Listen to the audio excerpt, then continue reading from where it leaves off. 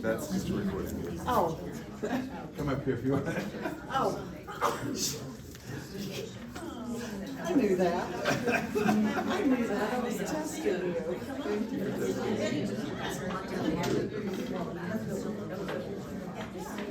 you go. There you go. Say hi. You can see here. Yep. You're saying hi.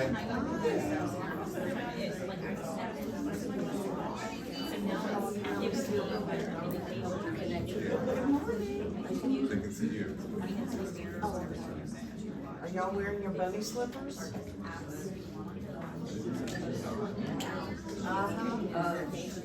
Not fair. All right, camera's going off. Good morning. Good to see you guys. Okay, there we go. So everybody's saying hi, we're good to go. All right, so this morning, a couple things we want to talk about. Just cover a little bit. Welcome, some of the wins. Oops. All right, everything's trying to keep everything organized, right? Not doing such a great job. There we go. All right. We'll talk about notes. Have some notes from Audrey. I want to talk a little bit about the NAR settlement. We had a session on it, but I think it's important that we kind of get some of the thoughts out in a larger group and talk about what your concerns are, what some of your questions are. Make sure we get those addressed early on. We want to talk about the CRM and lead generation, just as a reminder, and we've got some dates set for the CRM introduction so that you can get an idea of how it works and then make a decision. And then we'll talk about our March successes. So that was good. So welcome. We did want to welcome a couple of people. I think online we have Christy Radney, who's online, who joined us this past month. And we've got Nishi over here. So we're welcome them. And I'm missing anybody else. We're excited to have Nishi. Thank you very much. Everybody who comes to us, we're very excited about. And Bonnie. Oh, Bonnie. I've worked with Bonnie so long, I just feel like she should be here. No. So if you haven't met Bonnie Secret, if you're 7, so thank you so much for joining us today. This is great with the here and Christy. Yeah, I said. Oh, did you? But I will. Christy, welcome. Make sure we get everybody covered. My That's hearing good. is off. I'm sorry. That's right. Our minds are always someplace else, so it's okay. So welcome. The other welcome that we have that we're excited about is our newest future realtor. So if you didn't hear, Courtney had her baby, Luke Wayne Perkins. So we've got Courtney and Luke Wayne, and we've got little Gigi taking on Gigi also. So we're excited. We're excited about that. There's Christy. I see her. Anyway, you can yell into the thing and say hi, Christy. Hi, Christy. Hi, Christy. Welcome. Anyway, so that's our realtor of the future that we've got going on there. We just need to get that Legends onesie for it. All right. So strive not to be a success, but rather be a value. Just in case you didn't remember what my word of the year is, it's value. So I'm just going to keep pushing it in your face. I'm not going to be subtle anymore. We're just going to tell you exactly where the value is. So strive to be success, but rather be of value. Because what ends up happening is when you're able to establish your value with someone, there's success on both sides, right? So reminding ourselves that it's important to strive for that value, especially as our business models may change, as our ideas and thoughts may change, as the questions we answer may change, as our business changes, which it constantly does anyway. This is just one more piece of the change that we have to do to manage our business. But thinking about our value is going to be the proposition that we need to focus on, not only this year, but as we move into next year and forward. So if our buyer consults, if our seller consults, if when we're working with a customer, we establish the value and we remember to share the value. I think that's where we've been a little shy, is we forget to share the value. When you're negotiating repairs on behalf of the customer and they don't realize that, that's value you're bringing to the transaction. When there's an issue with title and you're able to help with the title company to get things resolved quickly, and the customer doesn't know about that. We forget to share those little but very strenuous and sometimes stressful situations with our customers, and it's almost to the point where we need to remind them of all the things that we're doing as we're doing them, right? And I used to be a big proponent, and you know, some people buy into it and some people don't. I think every so often you need to share with your customer a list of things that you've done over the past 30 days, and it's almost as an invoice, an established value, financial value, personal value, and then just right across that paid. People forget all the things that you do, and that it brings value to the transaction and gets them to closing. So think about that. Strive not to be a success, but be a value, because out of that will come your success. So think about that. As we move forward, wins. You guys have had a lot going on in the past couple of weeks, a lot, which we are extremely proud of, and proud of each of you and what you're doing. So how about some wins for you? Help share the value of what you bring, some wins that you guys have had over the past couple of weeks. Yes, ma'am. I'll share. Thank So my you. listing in Jack's Ranch Club, Paddington, thought I was gonna have a little bit of a issue with it because it's so far out. If anybody's Sure. familiar with where Jack's Ranch is, it's pretty far out there. Great neighborhood, and we had some issues because we couldn't get the pictures done during the coming soon, so I had to wait for them, so I kinda lost 2 weeks, if you ask me, for marketing. Got an offer the other day, but a lot of people right now we're seeing a lot of contingencies that people Yeah. have houses to sell, they don't wanna put their house on the market till they find something else, so I'm seeing a whole lot of that. And the seller actually said, okay, I'll take a chance on them. And the people put their house on the market on Friday, got multiple offers, got an offer on theirs on Saturday, and we're actually closing 30 days earlier. You must have been the listing agent for that other one. Now and then, but still. I think it. She has about 5 St. Joseph's planted in her Oh, there's a front St. Joseph yard. in this house. I meant in your front yard when you leave in the morning. Tapping each on the head. Oh no, on the feet, because they're upside down, right? Upside down. Upside down. Tap each on the feet. Okay. But think about this. This is a win. I mean, a little concerned about marketing, still stuck with it, pushed it forward. But what else are we hearing here? These are the time. The wins are the time or opportunity for us to share things that we're seeing. More contingency offers. I don't doubt that. I don't doubt that we're seeing more contingency offers. Buyers are still slightly apprehensive. So, I mean, that's an issue. I mean, it's a thing. But understanding that if we hear it and then we're prepared for it, we can prepare our buyers and our sellers for it, right? We can prepare them for how, again, becoming that value. We can prepare them for how their offer can be stronger if it's put together well or stated well. So, Diane, I think you had something? Yeah, I got my house on Buffalo under contract, so I'm like, yay! Yay! That was hard. We got like maybe 30 offers from investors, and finally I got a real one that was at asking, so yay! Oh, congratulations. So, another great point about what to watch for. Sellers are used to properties flying off of the market, right? They're still in that mindset, even though we're a year and a half later, they're still in that mindset. But what happens is it's on for a week and a half. You've prepared them for this by talking about days on the market, average days on the market, time on the market, what to expect. They're sort of prepared for that, but all of a sudden, because the world of investors is out there and is now saying, oh, well, it's been on the market a week and a half, let's start giving those lowball offers and see if we can kind of throw something out there that'll stick. We see this happening all the time, but it's another thing that we need to watch for and prepare our sellers for, because you're stuck with it, ended up with a full price offer, right? On a house, great It's shape. not gonna be easy. I mean, No. we got till the end of April, but we're gonna get there. Yeah. The other agent is working well And with me. that's the right attitude to have. Karen? Just wanted to pipe in, speaking of, it sounds like there's a lot of contingent offers going on. Your lender may add value because we've got a couple of really great options to remove the contingency.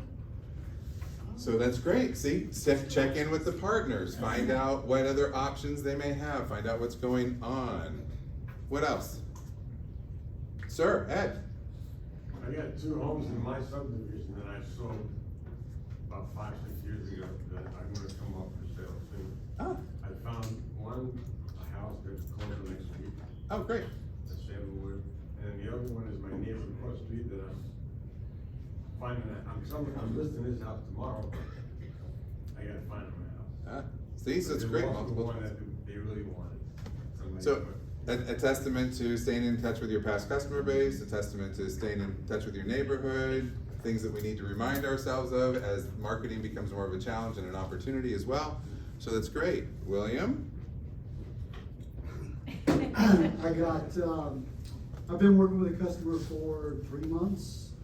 We put a contract on a property. They were asking $799, but they'd come down from 1.1 million.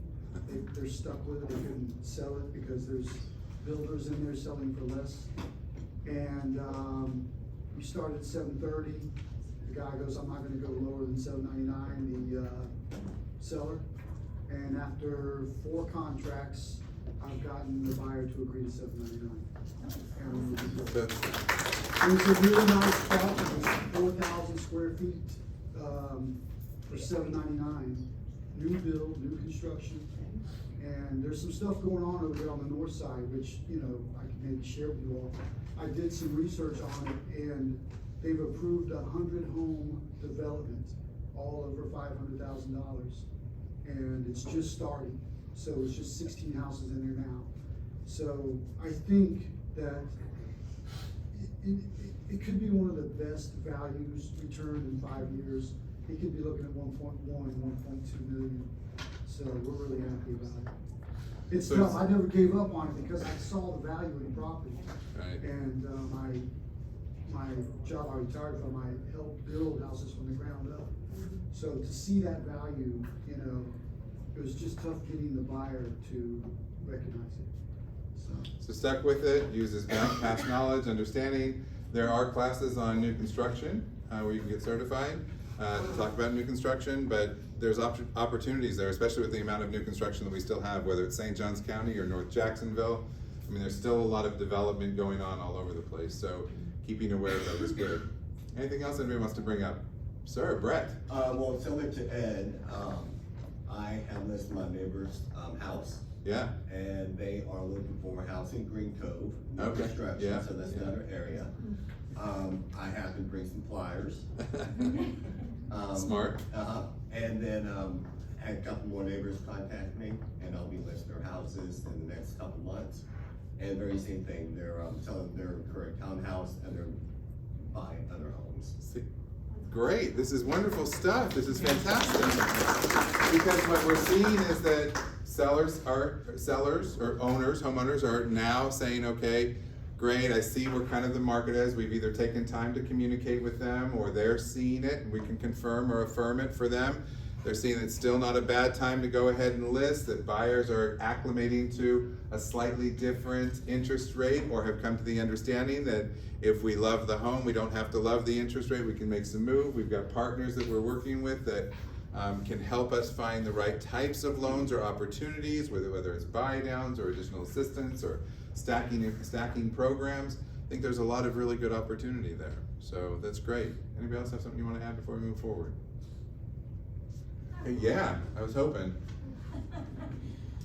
I just got a water's edge under contract, and it took 3 days to negotiate this. It was excruciating. The weeds of very minute little details of part of the things going on. So the main takeaway at this point is when your buyers are out walking around the communities, try to have them keep to themselves. Don't befriend the sellers and then all of a sudden their conversations start without the realtors involved. Miscommunication goes out and things just kind of run amok, you know. So you have to kind of stand in and bring everybody back to the table and say, okay, let's iron this out. She said what, he said what are we gonna do about it? So just try to keep the buyers in their own lane, sellers in their own lane. So whether you realize it or not, when you get your real estate license, you get your therapist license. So it's and that, but think about the negotiation that took place between when it included the realtors versus when the realtors would have been, if the realtors would have been out of it, then a pleasant situation could have turned into an antagonistic situation. But anybody online that I'm missing want to have anything they want to add to the wins before we move forward? All right, thank you. Thank you. All right, Audrey, anything you wanna add? Just a couple. Yeah, I kinda figured. Still right, still right. You're so funny. Well, first, Christy, she's right there. Okay, you've got all these things I can, welcome, we're thrilled to have you. Christy came to us from another company, so we're always excited to have someone that will choose us over where they currently are, because we've got the best team. I want to thank Nishi for coming on board. She came to us from another company, and so we're excited to have her with us. And for those of you that don't know, Bonnie has been in the business, owned her own company, Century 21, and then didn't you change she went to independent? And Bonnie has been around, you've seen her at RPAC events throughout the Past board. president. She's been involved in everything, and I was so delighted when she decided to close her company that out of Sorry. I think she was giving me this is what happens. This is what happens. Finish the sentence. When she decided to close and came here. Right, yeah. I was honored and very humbled that she knows all of the companies and what they stand for. And I was very honored that she chose to continue her long-term journey in real estate with us. And Christy worked with her side by side there, and glad that they came on board. So congratulations. Thank you again very much. A couple of notes from Teresa, and I know she's on. She's probably going to make sure that I say this so I don't get in trouble when I get back. But extensions and Clark, but anything that you do that you change on your listing agreement that you need to have the owner to sign, you need to have a signature.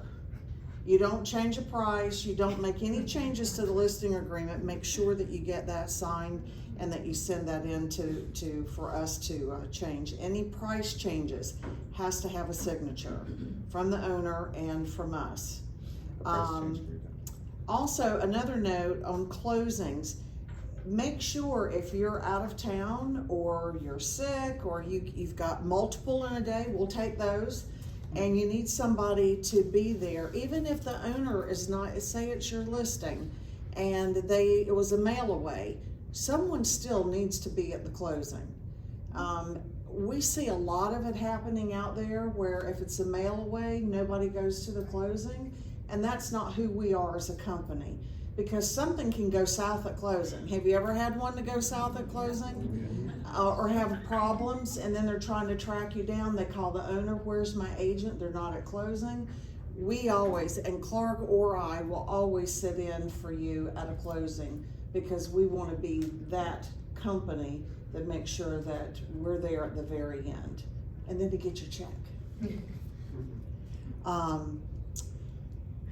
Clark for King. Let's give it up for Clark. So they have a little contest going on right now for RPAC, and RPAC is very near and dear to my heart, and I know it is with Clark. Clark, didn't you make the Hall of Fame? I did.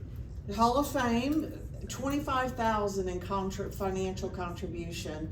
And you'll get your plaque in Washington in May. So congratulations, Linda. I know your Hall of Fame. I think you and I got it the same year. Hall of Fame back there. Yes. And a lot of you are major RPAC contributors, and we really would love to get our company to 100% participation. I love it when these little companies say, "Oh, we're 100%," and you've got 3 people. Yeah. Okay.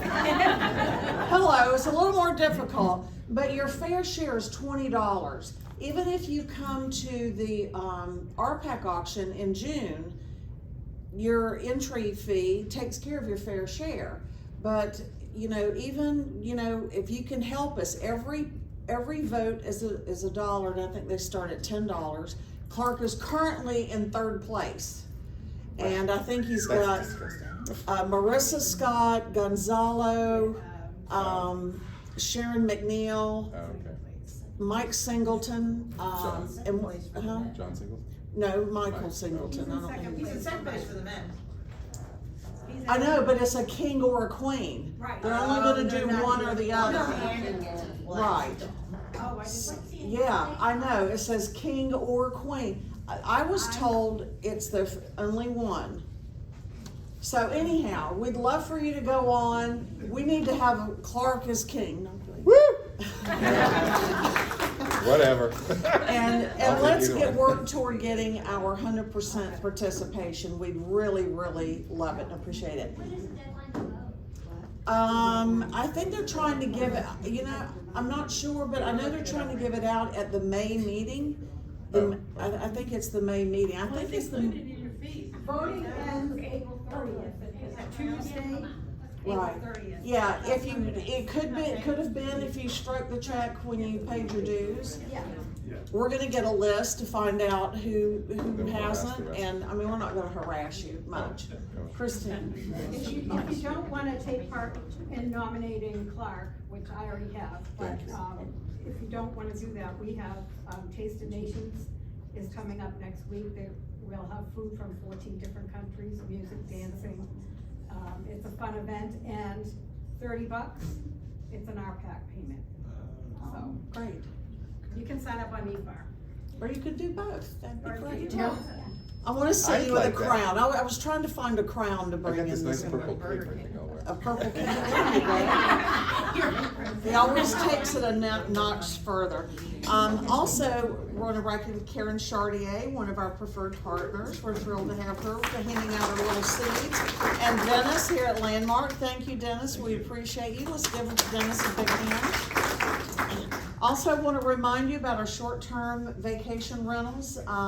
We're working on an agent referral program for our short-term. Just trying to kind of maneuver through that a little bit. Whew. It's been exciting to say the least, and if you have people that are looking for something short-term that's really, you know, we'll send that out to our rental team. But what we're looking for are listings for short-term, whether they're gonna be Airbnb, platform, Verbo, and we're on all of the platforms. We also will do design, we'll help, we've got a program set up for investors if they want to do a turnkey and buying all of the stuff and setting them up. So we take it from the very beginning to actually managing. So, we'll get that out to you. And one of the wins that I have, and I think that you and I both have, is that we have a team that I think is very well respected. And everywhere I go, and people that I talk to, and you know, I'll tell you how it is, very transparent, that people talk about the quality of the team that we have. And I am so proud. That is the biggest win, the biggest compliment, and it's by each of you that we bring on board. Looking sharp, being there, doing the right thing. I made my list, as Liz was saying. Conducting themselves in a professional manner, strives to do better, and always trying to learn for our customer, and that's what brings value, and that's why we are valuable to the consumer. They need us, and you are the best team for them, so we love you guys. All true, all true. Okay, cool, thank you, Audrey. I did want to take some time to talk about the NAR settlement, just to make sure that everybody's on the same page. There's a lot of misinformation or roundabout information or changing information. A couple things that we just kind of wanted to bring to the surface, and so that it's kind of there for you. First of all, this covers the majority of NAR members. So remember that suit was national. This takes care of the national suit. The settlement would take care of the national suit. It would take care of about 1.1 million of the 1.6 million members of NAR. Why the difference? The difference is because in the negotiation for the settlement, those brokerages doing more than $2 billion annually in transactions were excluded. What that means is that if a... Yeah, wait. Huh? When I read that, It was the negotiation that was Money. well, because here's the next part of it. If a company of 2 billion or more does want to be covered and excluded or protected, then they pay a per member fee as part of the settlement. So they've worked the $2 billion and more production companies at a separate level or a separate understanding, so they can still be covered. Are the members of those organizations covered locally or for franchise? Yes, those members are. Does this exclude the current state suits that exist? Arizona, couple in Texas, one here. Does it exclude those? No, it does not. Those remain in force. So those will have to be settled in another manner. So that's who it's covering right now. Questions about that? All right. I guess this is one time you don't wanna be doing 2 billion plus a year. 1.9. 1.9. Okay. We can do 1.9. What the what the settlement indicates is that compensation will be pulled from MLS. So now, I mean, this is 2.5 years after we've all agreed that public websites should have buyer brokerage compensation showing. We're now saying, based on the settlement, that all that will be pulled. It will be pulled from all the websites like Zillow, like Realtor.com, like Trulia. All of those websites will have to pull buyer brokerage compensation, as will the local MLSs. Now, what does that mean for you? So if you're showing property, or if your customer is giving you a list of properties that they would like to see, you have two choices, or a couple of choices, I should say, a few choices. One, you can contact the listing agent to determine whether or not the seller is offering buyer brokerage compensation. Two, the MLS will now cover a section called concessions. So within MLS, instead of adding concessions after the closing, buyer or seller, when you enter your listing, and of course this will dictate how we do seller consults, when you enter your listing, you will have the option or opportunity to identify if the seller is offering concessions. Concessions, that's it. Not concessions and buyer brokerage, not buyer brokerage and concessions, not percentage and amount, percentage or amount. Well, I guess they could offer both a percentage and an amount, that'll probably be figured out. But it's concessions. That doesn't mean that they're offering assistance with buyer brokerage. All it means is they're offering concessions. The concessions could come in the form of closing costs. It could come in the form of a rate buy down. It could come in the form of buyer agency agreement. But in MLS, there will be a segment or a section called concessions. So that will be one way to evaluate whether or not the seller is interested in identifying or assisting with buyer brokerage compensation. The other way is that even though compensation will be pulled from MLS, as a brokerage, we have the right to state within our marketing for our properties that the property is, or the seller is, offering buyer brokerage compensation and the amount. So you can be specific in your marketing, but only for your properties for our brokerage. So technically we could actually put buyer brokerage compensation on our website, but right now that would be a whole, I know that there are a couple of companies that are trying to design plugins that would allow you, but the liability would be very great when you do something like that, because then you're pulling only compensation for your listings, and if you put compensation of another listing out there, you could be in violation. So the technology is still gonna have to catch up with us. We're gonna have to take the high road and figure out the best ways to communicate with buyer brokerage opportunities for that. Now, can we put anything in private remarks regarding buyer brokerage compensation? Everybody? I see heads shaking, and you're all correct in shaking your head no. Nothing can be placed in private remarks or in MLS that reflects buyer brokerage compensation.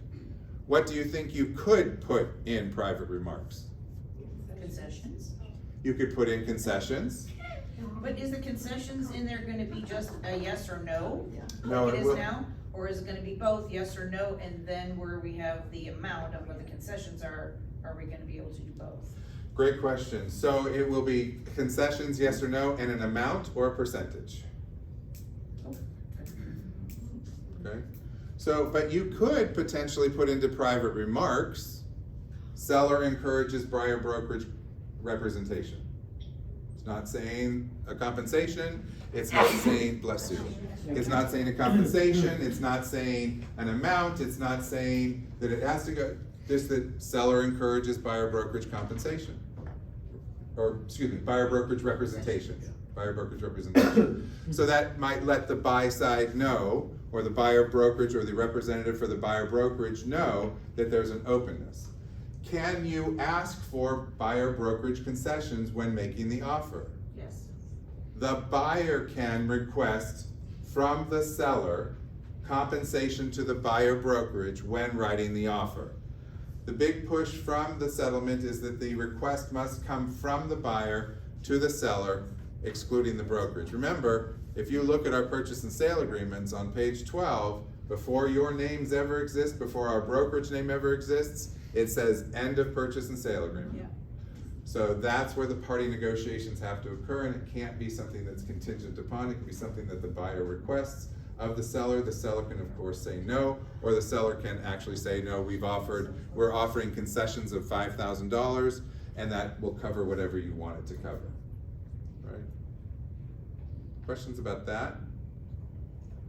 Concerns about compensation? What I will tell you is that there are two brokerages, two MLSs, one up north and one out west, that have removed compensation from their MLS already. Neither of those, there's only about 2% of the properties that are listed there that are not offering concessions for buyer brokerage compensation. So sellers are still very aware that in order to be effective, and this is where our value is going to come in, we're going to have to take time in our seller consultations, or to be prepared to discuss in our seller consultations. Well, you have the option, because of course listing agreements are going to change, right? So listing agreements right now, it looks like they're going to change. We're hoping to have the listing agreements back by the end of April, middle of May, but looks like they'll say, kind of like three different, an A, B, and a C. The listing brokerage, or the seller is working with the listing brokerage for X percentage, and a certain percentage of that goes to the buyer brokerage. The seller is working with the listing brokerage for X percentage only, or a flat fee, and then maybe an option that says the seller is willing to offer buyer brokerage compensation at fee or percentage. That's still kind of all messy right now, but that'll come out. So we have to be prepared to talk about days on the market. We have to be prepared to talk about price points. We have to be prepared to talk about types of financing and how it impacts the time on the market. So it'll be important that we become more well educated. We need to make sure that we are educating ourselves on what the market is doing and how it's impacting the market, right?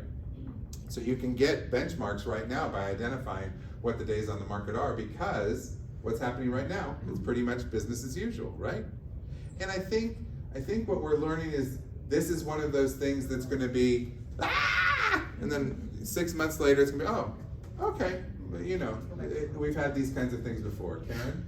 Yeah, Fairway has a presence all over the country, but in Washington State, they already started operating this way a couple of years ago, and just like you said, everybody was like, oh my gosh, the sky is falling. But everything's settled, and the buyer agency is getting about 2.25 to 2.5 versus the listing side getting 3%, but it's settled and it's business as usual. Right. Another point I'd like to make is, since I can't go into MLS and see how much compensation there is, make sure your lender knows if the buyer is paying compensation at closing, so we can make sure we get it in the fee sheet properly. I'll be asking, but be proactive and make sure your lender knows. Yeah, so you won't know compensation, unless it comes from the buyer's brokerage side if you're on the buy side. Which leads us to, so the buyer brokerage agreement will be required prior to showing homes.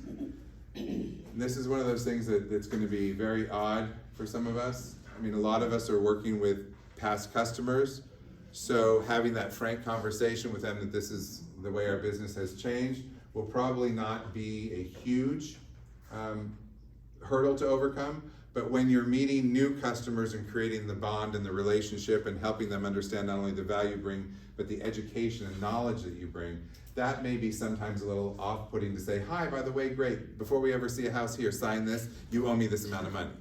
I mean, obviously you'll be much more eloquent than that, but that's gonna be a challenge, ma'am. In a lot of cases, people that are moving from the north are already expecting this, because they already do it. Thank you for bringing that up. We had to do it, I've been doing it since I went up there in 2013. So. Right, so Christine brings up a good point. We're really one of only 8 states that does not have a requirement for buyer brokerage agreement. So if you're working with anybody from out of the area, chances are they're probably very familiar with this. But it's that whole, I don't know if you had the requirement that it had to be done before showings. So that's, I think, the hurdle. There wasn't that requirement. Yeah. But they might be now.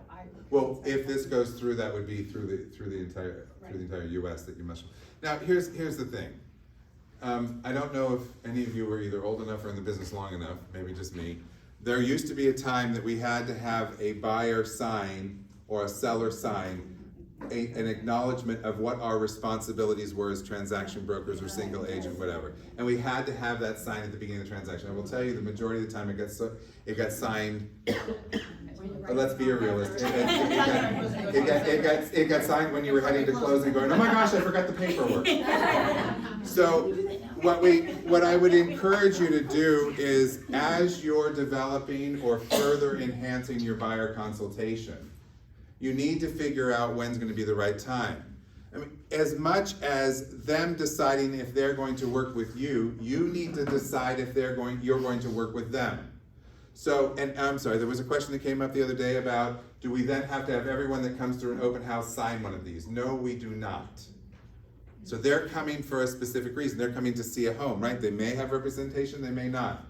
If you choose to work with them, or if they choose to work with you, both ways, two-way street, then you would have them sign a buyer agency agreement prior to taking them out and showing. But you probably have other ways that you do this. You may, and this goes back into what we've tried to ingrain in your brains, that when it comes to, I like that, ingrain in your brains. Anyway,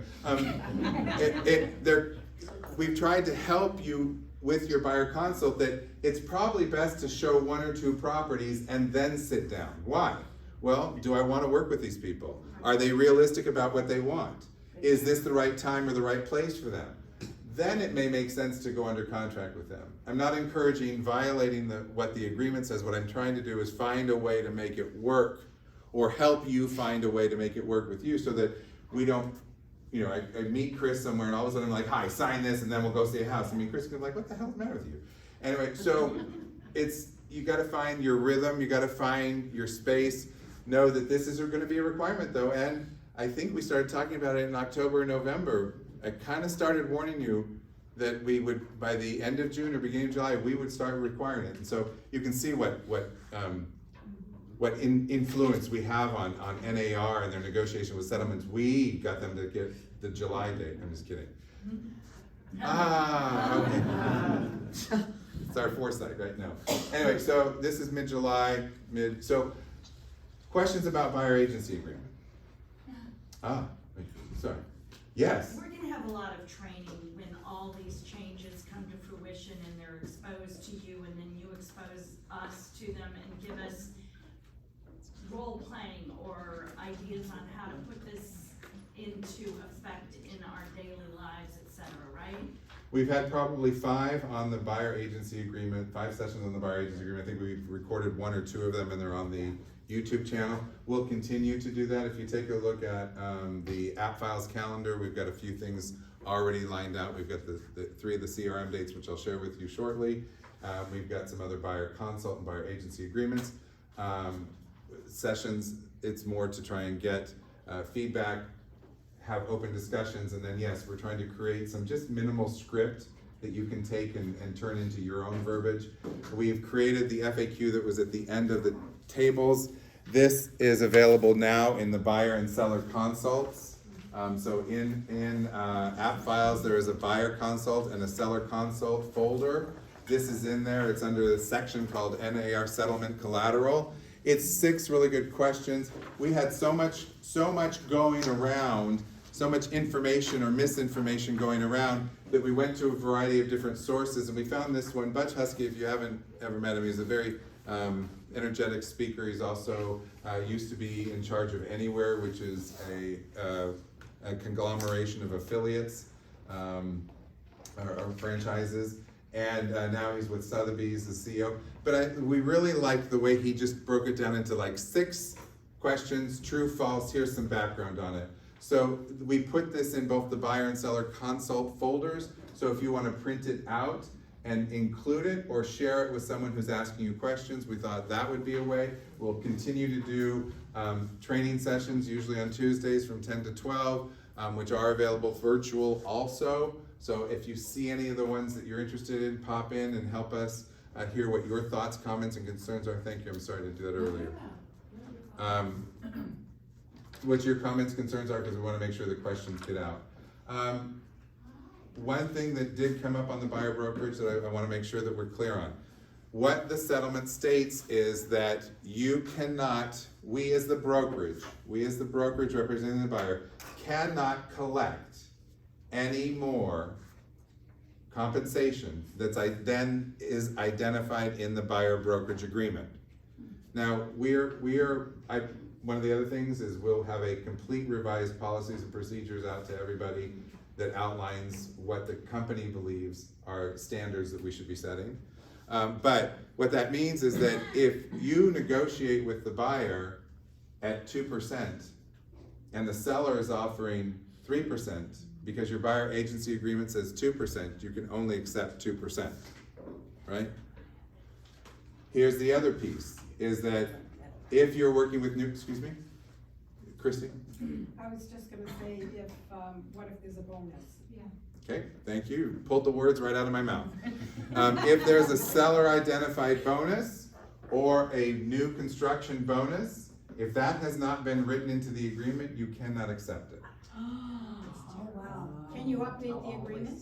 You can amend the agreement. Yes. I knew there was a way.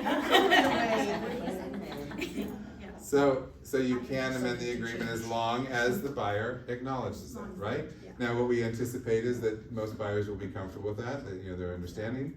Some buyers may, I don't know if you've ever had a challenging buyer, but some buyers may say, well, there's no reason, I will let you have the bonus, but a portion of that comes to me. It's me who's allowing you to get that. So, but again, so it's going to be another negotiation, right? If you amend the buyer agency agreement. So that's definitely something that I want to thank you for bringing that up. Yes. I was in a NAR buyers class. They were talking about putting ranges on there. Are we allowed to do that in Florida? It's not a matter of Florida. Okay. It'll be a national decision. I'm unaware that nothing has been shared with us that says, yes, you can put a range. Okay. It's so we're still finding out. It's still what you put is what you get. Okay. Because right? that's what they're talking about online. Yeah, I'm doing another one on tomorrow, and then we have to address, I'm sure, some of the concerns that you all are having.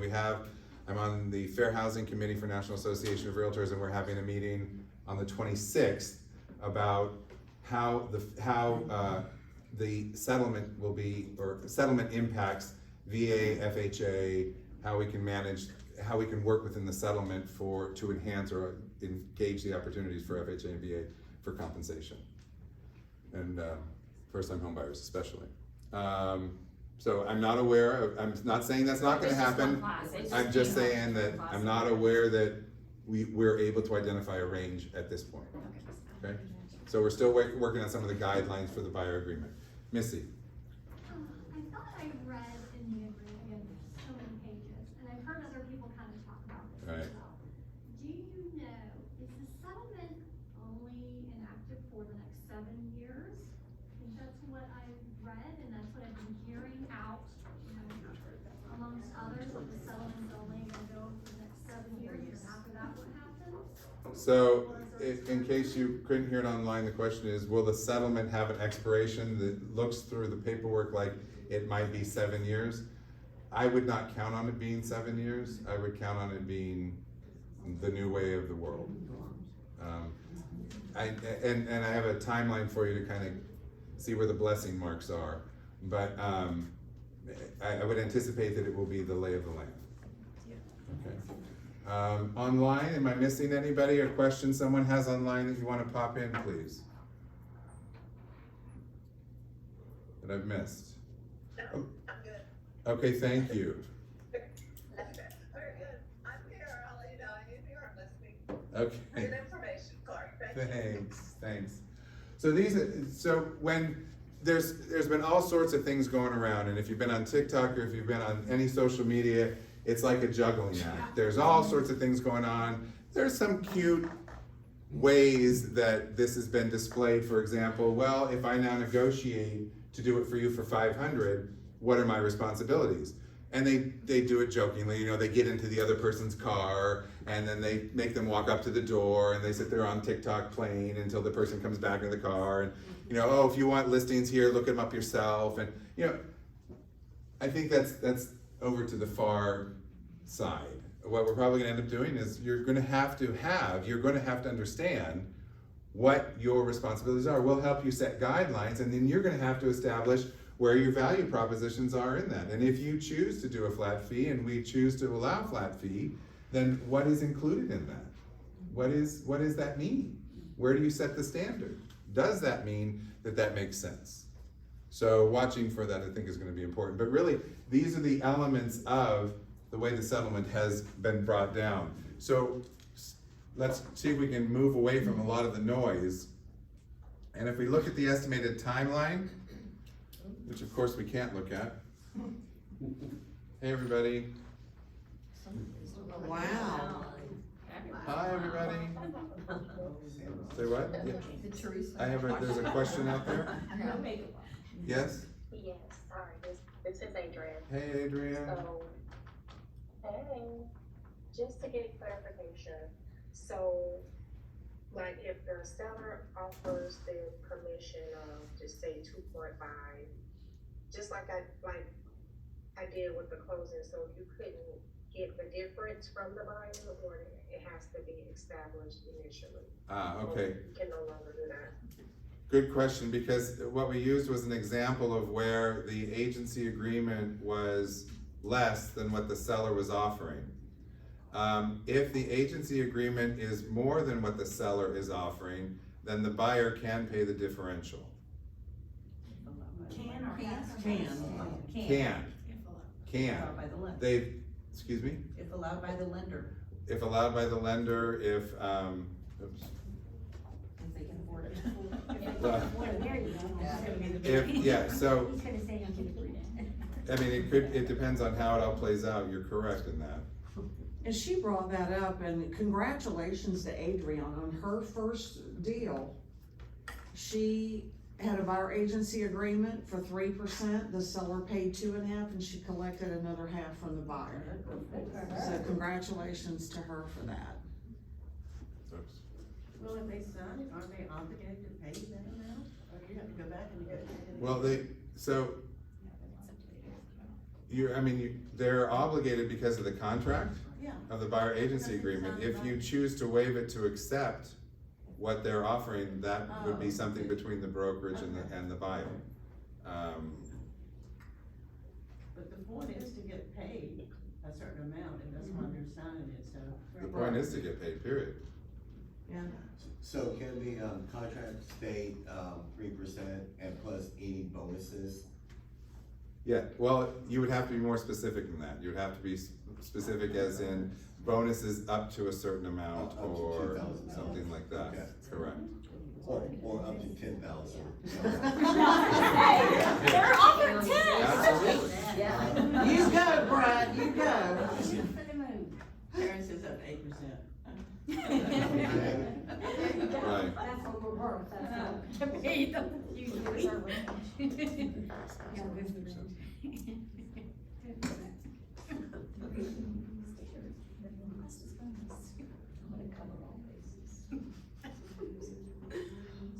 All right.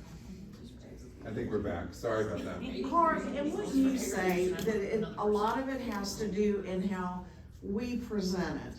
And, I mean, things have changed, but things, you know, there is so much. Clark and I have been sending, well, I've been sending him more TikToks. Than he's been, I love TikTok, but anyhow, and just seeing different perspectives. And to me, it's, you know, hey, look, we're just not gonna have it in MLS.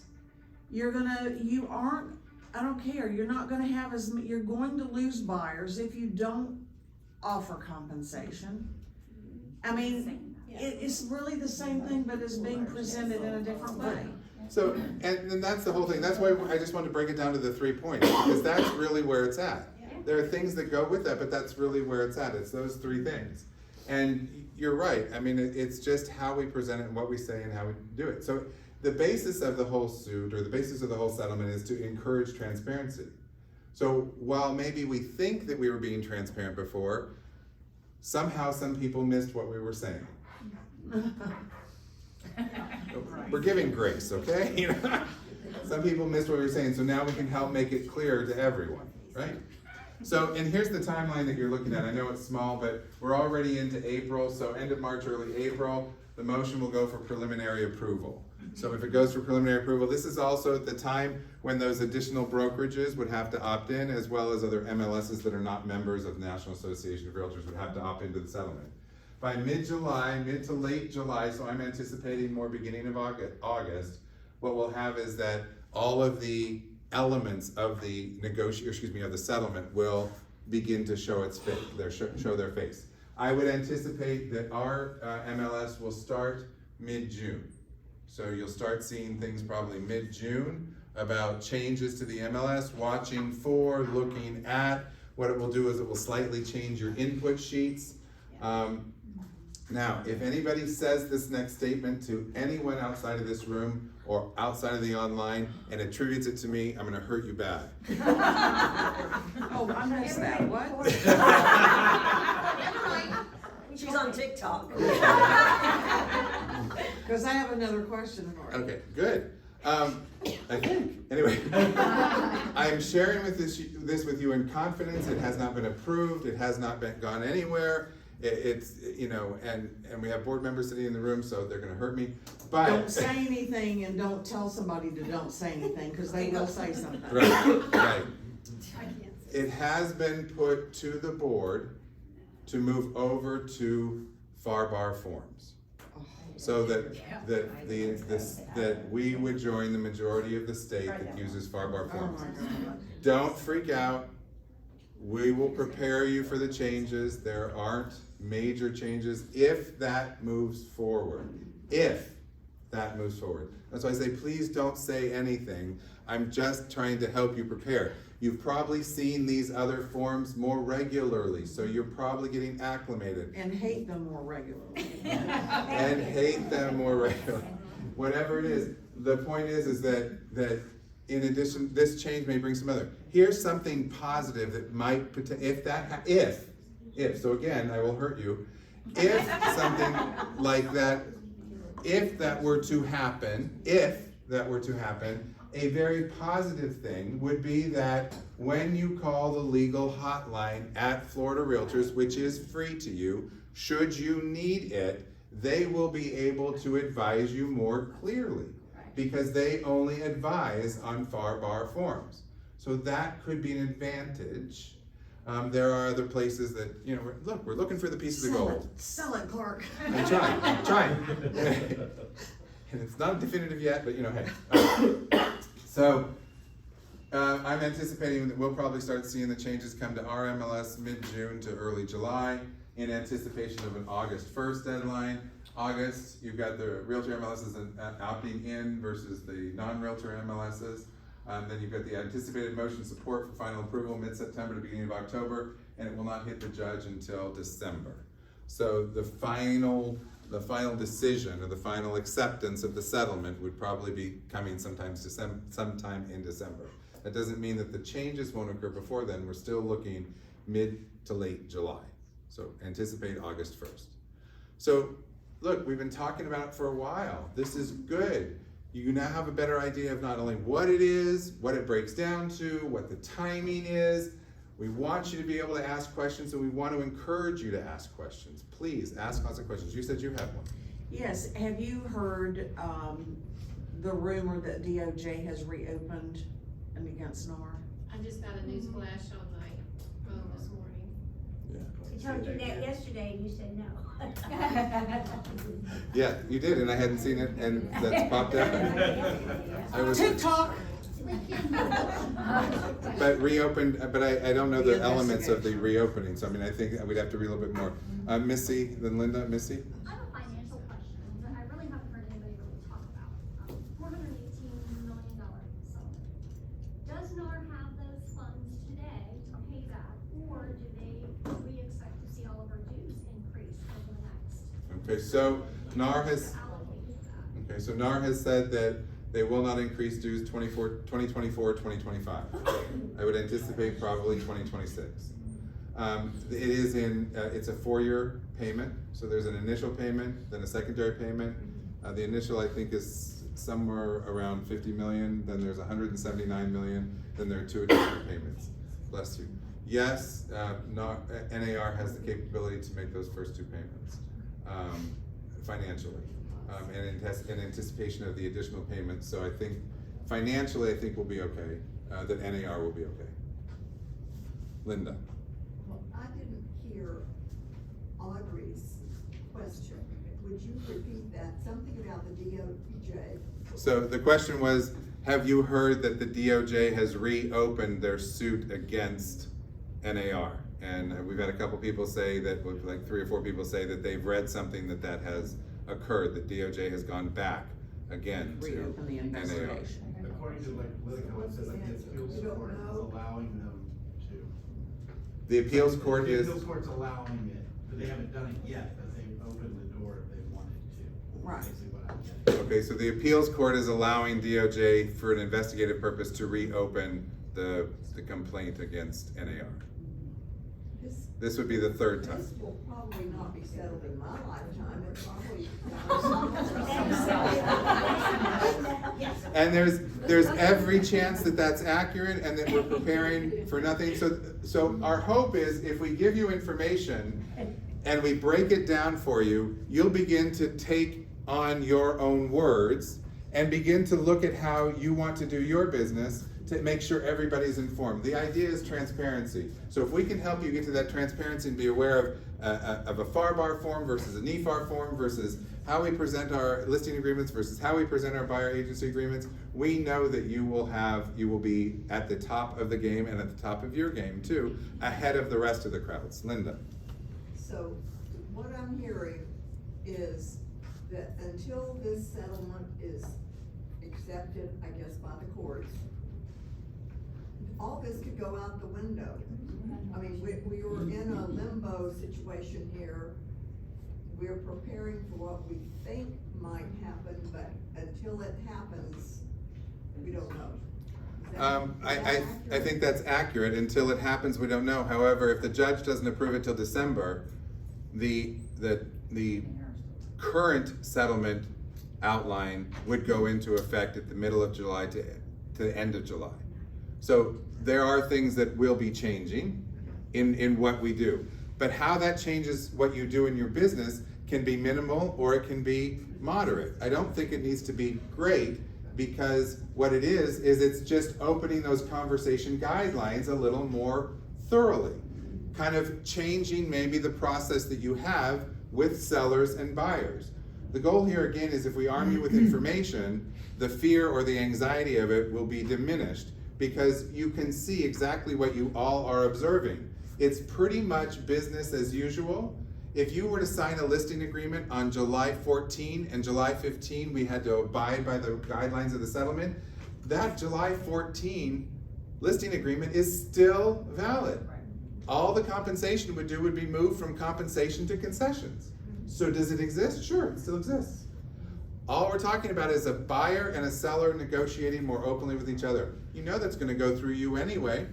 So now what you're going to have to do is just make sure whatever your representation, transaction brokerage, you're there for the transaction. So how are you presenting that? Are we presenting everything? It will challenge us to be more open about all of the frickin' things that we do that we never say anything about. So it'll challenge us to establish stronger and greater value propositions, and not for anyone in this room, but I mean, I would be okay if we went from 12,050 realtors to 9,000. Oh, yeah. I'd be okay with that. I can name a few right now. Yeah. And we're taking recommendations and we'll send them in. Not with us. No. Some of those we've had processed. Okay. So just saying that, that's kind of the timeline that we're looking at there.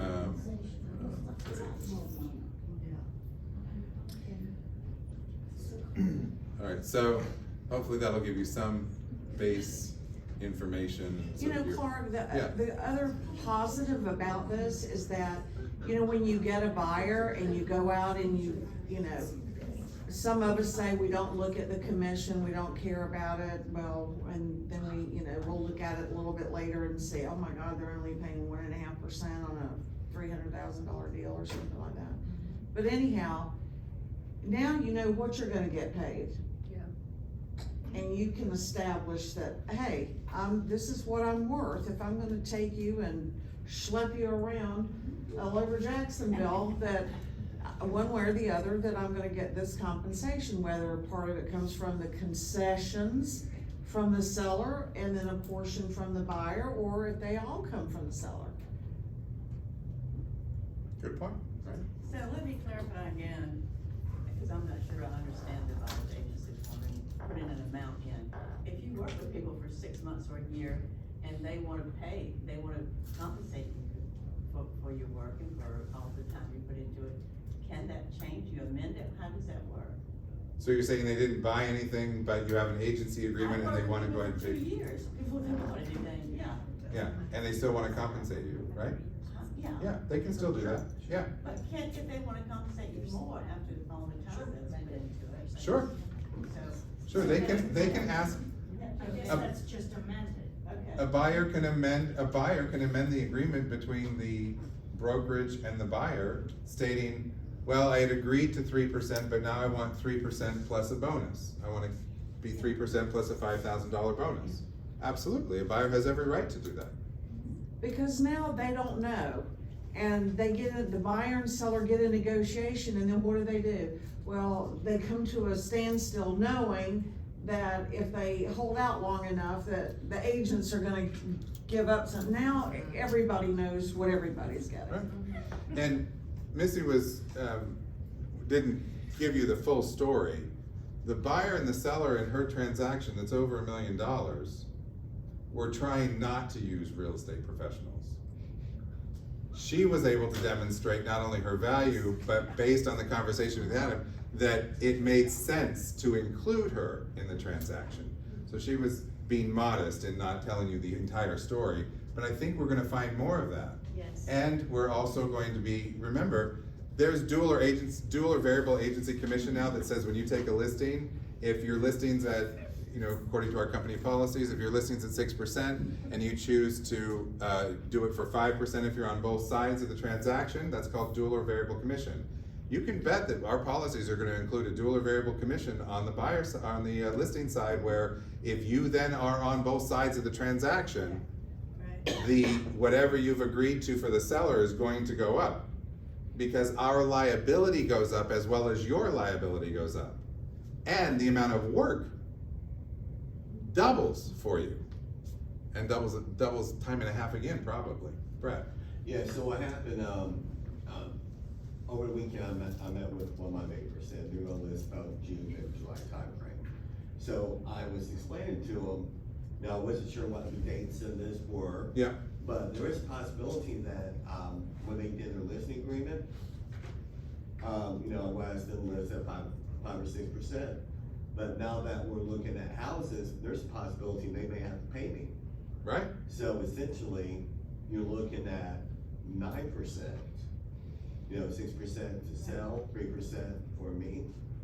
They don't like that idea at all. Of course they don't, but there's the transparency, so here's the deal, I mean, you're gonna want me to drag you around. If we find a house where the seller, sorry, schlep. We're gonna do something, if we find a house that you want, that the seller is not willing to compensate, you have to make a decision, the buyer has to make the decision. And they already told me they will not look at any houses that, are offered that.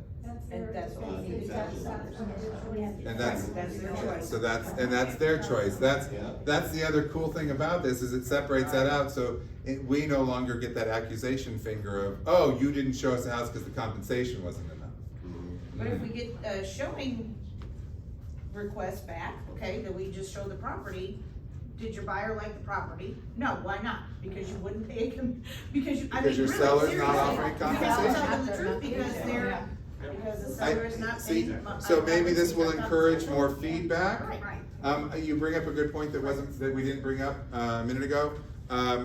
Compensation cannot go into showing time either. So that question's come up a few times. Compensation is not available in showing time either. These are some additional resources if you want to take a look at them. There's some good videos out there. Facts.realtor. One you can't read is competition.realtor. Flyin.realtor, and then floridarealtors.org. There are additional resources if you want to kind of review. Going online, I mean, stick with some of the mainline publications if you're going online, and then do your fact checking.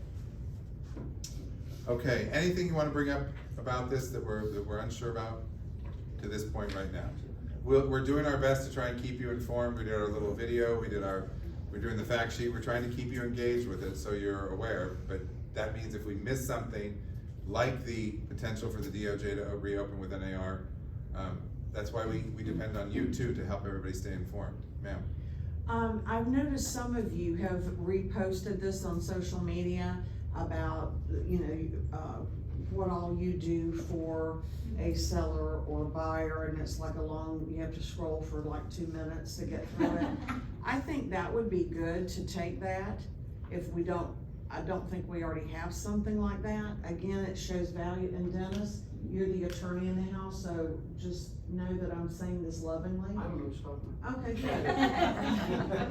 good. One of the things that I have seen a lot of comments on is, well, just, we don't need realtors, we'll just hire an attorney. Well, the attorney's not gonna go to the home inspection, the attorney's not gonna help you, negotiate through that. I mean, there's a whole list of things, cause that's what they're saying, some of the comments that I'm hearing, well, just get the attorney, they'll write the contract, they'll negotiate it for much less.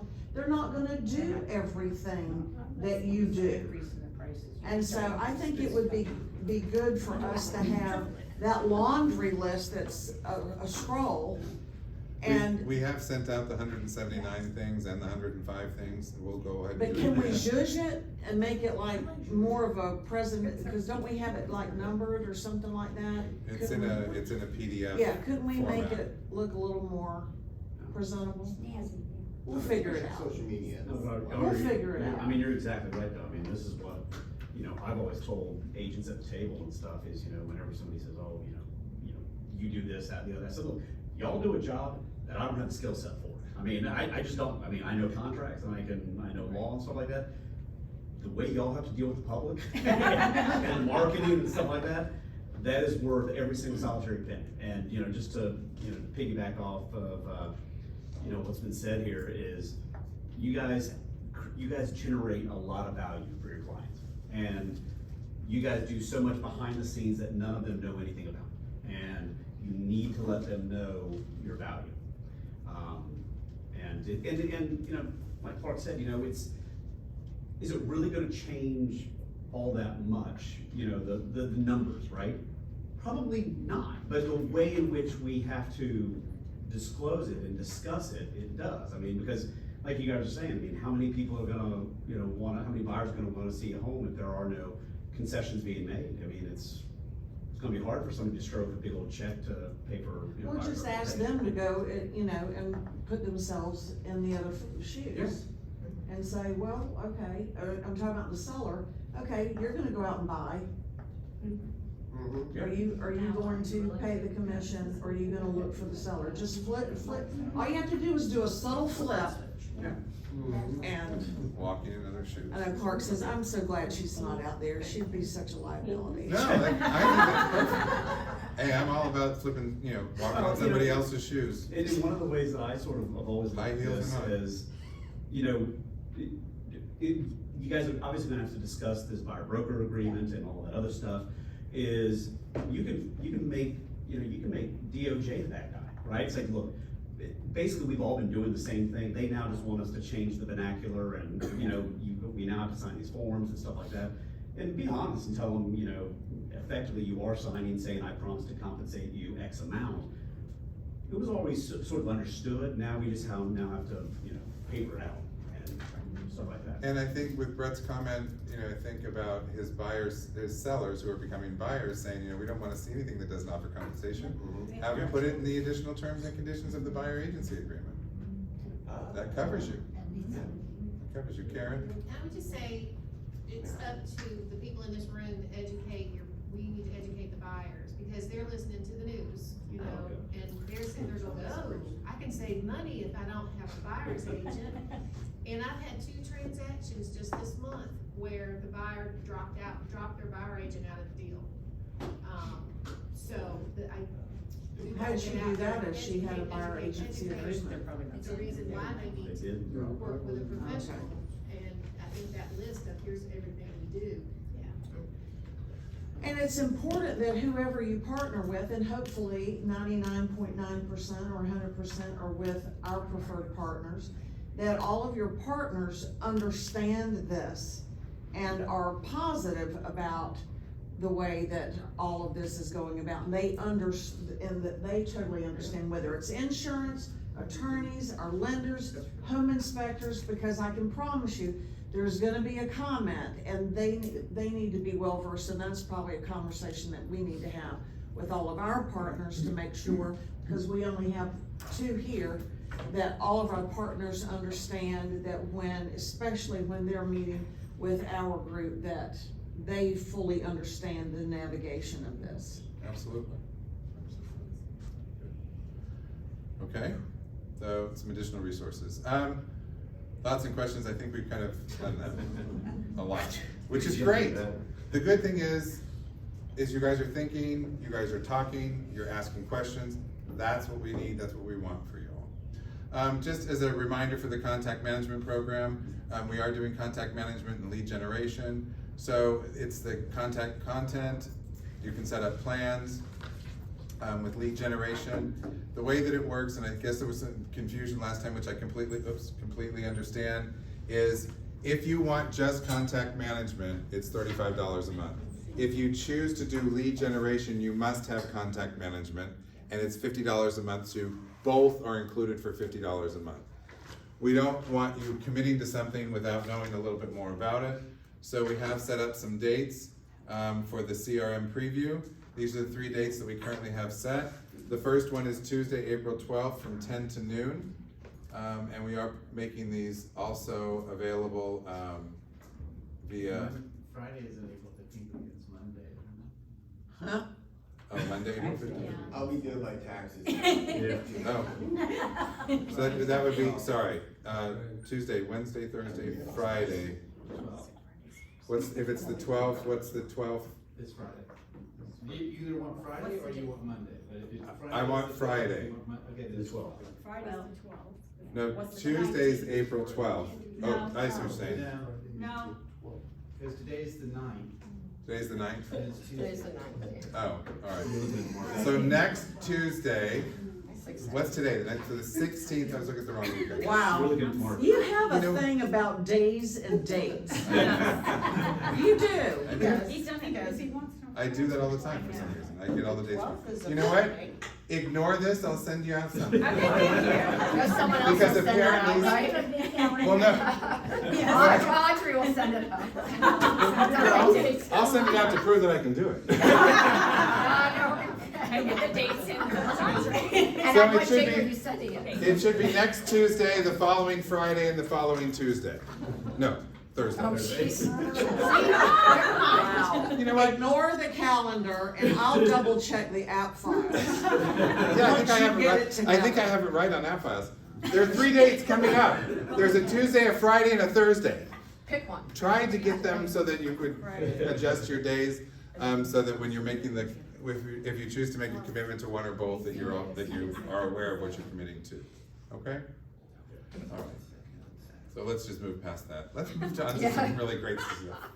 Apparently I can't get a calendar successful, so let's see if we got everything else right. So our top listers for March. For the beaches, Lyle Gardner with 4. Yeah. For San Jose, Renee Hansen. And Teams The Collective. So congratulations. Our company tops is Lyle Gardner with 4. So congratulations. Good numbers, you guys. We've seen 4s, even 1s. Still good. When we're talking about top sales, written business for the beaches is Faith Danford. For the San Jose office is Shannon Judge. And then for the teams, we've got Selby and Linda. So congratulations. And Linda walked out. Oh well, congratulate her later. Anyway. And tops for the company is Shannon. So for tops in production through March. Beaches, we have Brett Miller. Congratulations. Over 2 million in closed in 1 month. For San Jose, we have Delilah. And for teams, we have the collective with 706. Tops for the company, Brett. Congratulations. Wonderful one. For written business, peak performers over 1 million in written business, we have Shannon Judge. That's great. Congratulations. And for peak performers in closed business, closing over 1 million, of course, we have Brett Miller at 2.2. We have Monica Moore at 1.3. Maria Pappas at 1.2. We can give everybody a clap for over 1 million. Right, let me slow down. Yes. Maria Pappas. And Evelyn Martin. Congratulations. Top 10 through March 2024. So we've got Hazel with 3.3, so hanging out there. Brett with 2.1. Wow. Nice. Moving into second position. Gina, third, 1.9 almost. Wow. Do you want to do it slow or? Yeah, let's do it. Come on. Over 1 million already. Yes. Maria with 1.8. Woohoo! All right. Evelyn with 1.8. Missy Sarah LaPro with 1.7. Monica Moore with 1.3. Renee Hansen with 1.2. Holly at 1 million. And Linda White at 900. So, yes, big claps all the way around. If you compare this with last year at this time, numbers weren't quite there. It's a tough year last year for everybody, so it's wonderful to see you having such great opportunities and bringing them to fruition, so thank you. For our teams, we have our top teams. Our top 2 teams currently are the collective with 3.7 and the 2.8. So congratulations, that's really good. Congratulations to everyone. They are pulling it out this quarter. I mean, it's been amazing. I mean, guys, I was crying last year at the third quarter. At the end of the first numbers, quarter. huh? At the end of third quarter. Okay. Yeah, for the first quarter. First Yes. quarter. Well, the whole year. You were crying. Pick a quarter. I had a hickey, okay? But I tell you what, you guys are you're just knocking it out of the park, and I thank you very much for that. And that shows in our listings and everything else. Listings for 2024, 31 million so far, 31.4 with 53 listings versus 20 million last year at 43. Difference of 11.4 million, 10 listings, average sales price way up. Yeah. Way up. Come on. Now you're being more efficient. Written business. With written business, we're at about almost 39 million versus 37 million. So up 1.5 million. 79 versus 94 transactions, which means higher average price point. For March, we were at almost 10.1 with 29, slightly below last year with 14.5, 35. This is when we started to see a little bit of a change in written versus closed versus listings last year. So it's really great. In closed business, when we look at closed business for where we're at first quarter, we've got about 38 million, just about 6.4 million ahead of last year. with 70 transactions versus 78. In this month, 13.2 million versus 14.2. So nice numbers right in there, just off by a little bit, 8 transactions, but still average price and closed still very strong. So some wonderful things happening. Congratulations on your listing inventory, which I love hearing you guys talk about more listings. If you can't list, you can't last. Old realtors never die, they just go listless. I've heard it 100 times.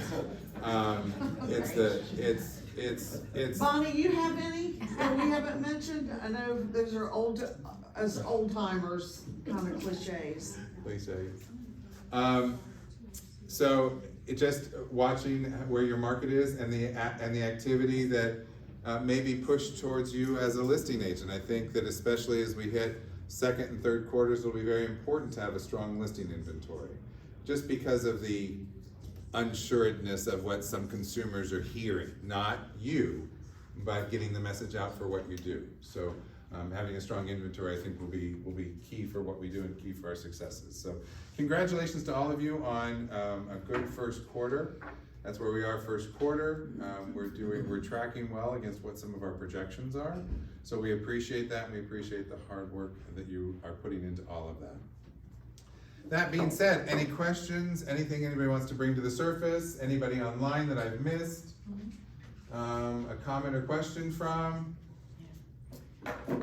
Sir, Brett. Hey, I currently have a listing in the Daytona area. It's a 2-bedroom, 2-bath condo. It overlooks the Intracoastal and the ocean. It's absolutely gorgeous.